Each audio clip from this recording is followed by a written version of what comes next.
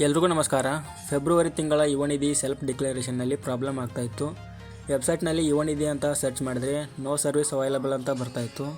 ಈ ಪ್ರಾಬ್ಲಮ್ಗೆ ಸೊಲ್ಯೂಷನ್ ಯಾವ ಥರ ಮಾಡೋದು ಅಂತ ತಿಳಿಸ್ಕೊಡ್ತೀನಿ. ವಿಡಿಯೋವನ್ನು ಮಿಸ್ ಮಾಡದೆ ಕೊನೆವರೆಗೂ ನೋಡಿ.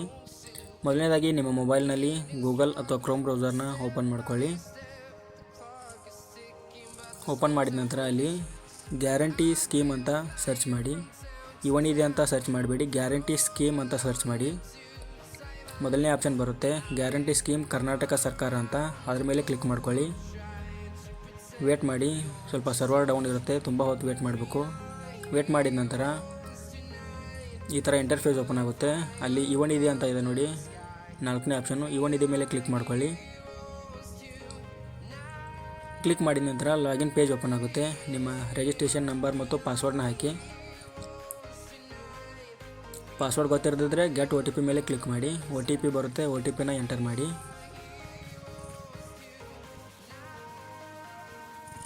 OTPನ ಎಂಟರ್ ಮಾಡಿದ ತಕ್ಷಣ ಕೆಳಗಡೆ ಕಾಣ್ತಾ ಇರುವ ಕ್ಯಾಪ್ಚನ ಎಂಟರ್ ಮಾಡಿ. ನಂತರ ಲಾಗಿನ್ ಮೇಲೆ ಕ್ಲಿಕ್ ಮಾಡಿ.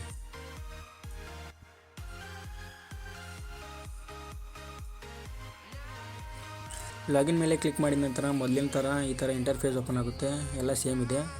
ಅಪ್ಲೈ ಫಾರ್ ಸರ್ವಿಸಸ್ ಅಂತ ಬರುತ್ತೆ ಎಡಗಡೆ ಸೈಡ್ನಲ್ಲಿ. ವ್ಯೂ ಆಲ್ ಅವೈಲೇಬಲ್ ಸರ್ವಿಸ್ ಮೇಲೆ ಕ್ಲಿಕ್ ಮಾಡ್ಕೊಳ್ಳಿ. ಕ್ಲಿಕ್ ಮಾಡಿದ ನಂತರ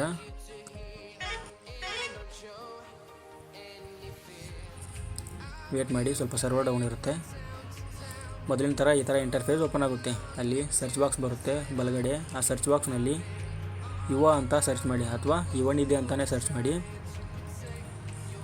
ಆವಾಗ ಇಲ್ಲಿ ಕಾಣ್ತಾ ಇದೆ ನೋಡಿ ಮಧ್ಯದಲ್ಲಿ ಯುವ ನಿಧಿ ಮಾಸಿಕ ನಿರುದ್ಯೋಗ ಸ್ವಯಂ ಘೋಷಣೆ ಅಂತ, ಅದರ ಮೇಲೆ ಕ್ಲಿಕ್ ಮಾಡ್ಕೊಳ್ಳಿ. ಕ್ಲಿಕ್ ಮಾಡಿದ ನಂತರ ಈ ಥರ ಪೇಜ್ ಓಪನ್ ಆಗುತ್ತೆ. ಆವಾಗ ಮೊದಲನೇ ಆಪ್ಷನ್ ಇದೆ ನೋಡಿ ಆಧಾರ್ ಅಥೆಂಟಿಕೇಷನ್ ಅಂತ, ಅದರ ಮೇಲೆ ಕ್ಲಿಕ್ ಮಾಡ್ಕೊಳ್ಳಿ.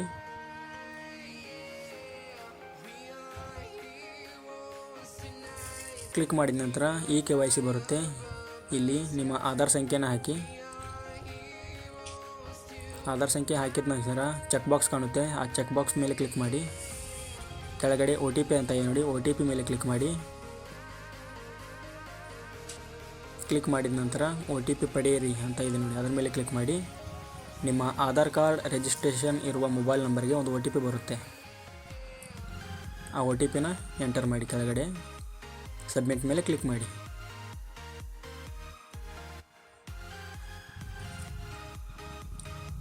ಸಬ್ಮಿಟ್ ಮೇಲೆ ಕ್ಲಿಕ್ ಮಾಡಿದ ನಂತರ ಕ್ಲಿಕ್ ಹಿಯರ್ ಟು ರಿಟರ್ನ್ ಅಂತ ಬರುತ್ತೆ, ಅದರ ಮೇಲೆ ಕ್ಲಿಕ್ ಮಾಡಿ.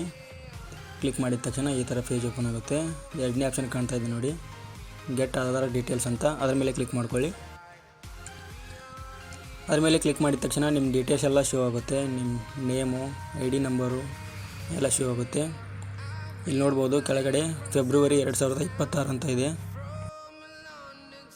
ಹಾಗೆ ಕೆಳಗಡೆ ತಗೊಳ್ಳಿ. ಕೆಳಗಡೆ ಎಸ್ ಅಂತ ಆಪ್ಷನ್ ಇದೆ ನೋಡಿ, ಆ ಎಸ್ ಮೇಲೆ ಕ್ಲಿಕ್ ಮಾಡ್ಕೊಳ್ಳಿ. ಎಸ್ ಮೇಲೆ ಕ್ಲಿಕ್ ಮಾಡಿದ ತಕ್ಷಣ ಕೆಳಗಡೆ ಕ್ಯಾಪ್ಚಾ ಕಾಣ್ತಾ ಇದೆ ನೋಡಿ, ಕ್ಯಾಪ್ಚಾನ ಎಂಟರ್ ಮಾಡಿ ಮತ್ತು ಸಬ್ಮಿಟ್ ಮೇಲೆ ಕ್ಲಿಕ್ ಮಾಡಿ.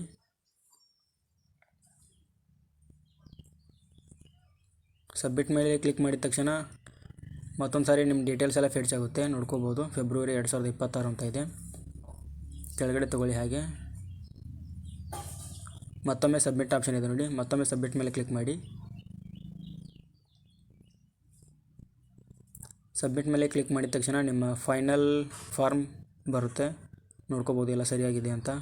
ಫೆಬ್ರವರಿ ತಿಂಗಳಿದೆ ನೋಡಿ. ಈ ಫಾರ್ಮ್ನ ಡೌನ್ಲೋಡ್ ಮಾಡ್ಕೋಬೋದು ಅಥವಾ ನೀವು ಸ್ಕ್ರೀನ್ಶಾಟ್ ಬೇಕಾದರೆ ತಗೊಳ್ಳಿ. ವಿಡಿಯೋ ಏನಾದರೂ ಇನ್ಫಾರ್ಮೇಟಿವ್ ಇದ್ದರೆ ಚಾನಲ್ನ ಸಬ್ಸ್ಕ್ರೈಬ್ ಮಾಡ್ಕೊಳ್ಳಿ. ಹಾಗೆ ನಿಮ್ಮ ಫ್ರೆಂಡ್ಸ್ಗಳಿಗೂ ಕೂಡ ಶೇರ್ ಮಾಡಿ. Thank you.